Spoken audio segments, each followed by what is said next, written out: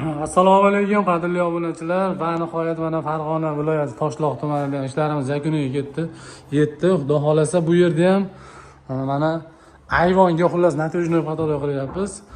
Ayvonlarga, darvozaxonalarga bemalol qilsa bo'laveradi. Bu narsani juda ham chiroyli, juda ham ideal holatda chiqyapti. Har bitta ishlarimizni chiroyli qilib, video syomka qilib chiqarishga harakatini qilaman. Mana ko'ringlar. Pejatlarimiz juda ham chiroyli, ideal holatda chiqyapti. Qadrli obunachilar, kimga shunaqa xizmatlar kerak bo'lsa, ekrandagi nomerlarga aloqaga chiqinglar. Mehnatimiz yoqayotgan bo'lsa, layklarni bosib, podeshga qilib turinglar. Xudo xolasa, keyingi obyektlarda ham chiroyli video syomka qilib chiqarish harakatini qilaman. Mana juda ham chiroyli holatda chiqyapti.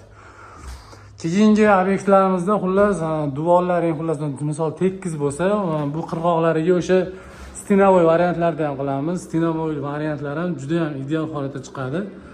Qirg'oq tomonidan o'sha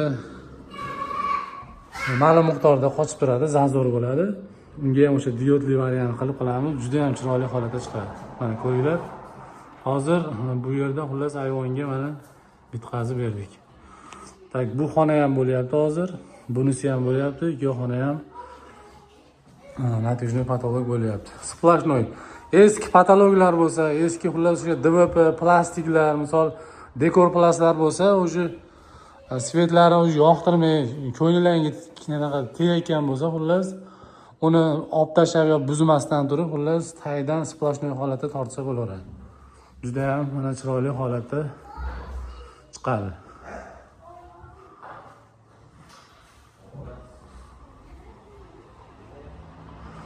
Mana pechatlarni idealligiga mana ahamiyat beringlar, juda ham tiniq holatda chiqyapti. Qadrli obunachilar, shaxsan vodiy bo'ylab razmerlarni o'lchagan o'zim boryapman. O'zim tavsiyalar beraman, xudo xolasa.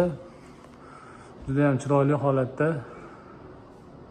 uylaringni mana shunday qilib go'zal holatda bitkazib beramiz. Mana hozir bu yerlarga chiroqni mana teshigiga xullas moslab qo'yildi, uni kabel chiqib turibdi. Bu yerga bitta lustra qo'yiladi, bu tomonga ham lustra qo'yiladi. Misol sizda ham xullas mana shunaqa 10 metr, 12 metrli ayvon bo'lsa, ikkita uyda oldi, uchta uyda oldi bo'lsa, bunga ham xullas bundan uzunroq masofalarga misol 15 metrli joylar bo'ladigan bo'lsa, bu guldan 3 ta qo'ysa ham bo'laveradi. 10 metrli, 11 metrli joylarga bunaqa gullardan xullas 2 ta qo'ysa mana chiroyli chiqadi. O'sha xonani hajmiga qarab turib gul tanlasalaring juda ham ideal holatda chiqadi. Mana qadrli obunachilar,